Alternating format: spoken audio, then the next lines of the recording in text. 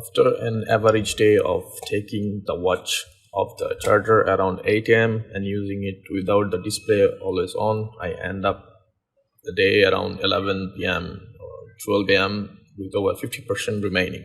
I could easily use the always on display feature and still make it through the day. The days where battery life struggles a bit more when I'm tracking activities. Tracking a run for an hour takes up a decent chunk of the battery, but I'm still able to make it through the day. You may run into battery anxiety if you are doing a lot of workout tracking, sleep tracking, and using always display on. In general, I give the battery life a passing grade. It's not what I would consider stellar battery life, but it's perfectly in the line with what I expect from most smartwatches. Samsung has also finally switched the charger to USB-C, which makes for faster charging and easier traveling.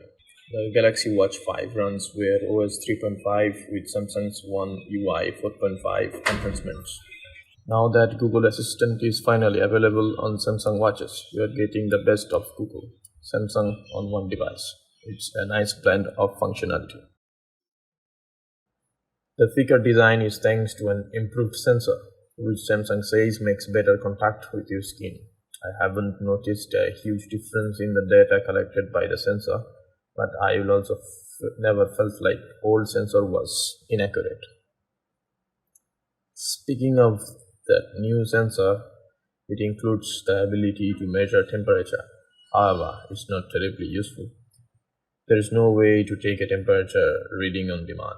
It's apparently being used for sleep tracking and maybe put to more use in the future.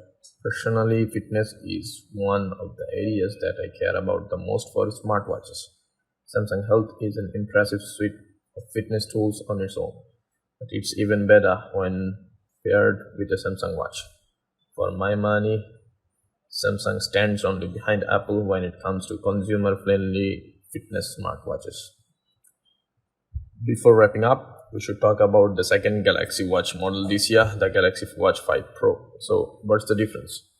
As briefly mentioned, there are a couple of things to note.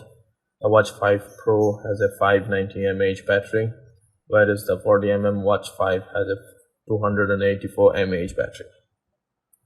The 44mm Watch 5 battery is 410 mAh.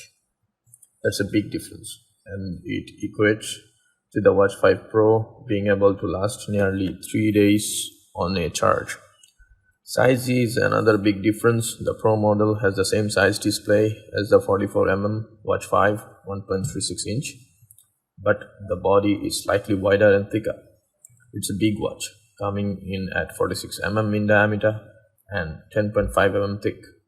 The body is made of titanium as well.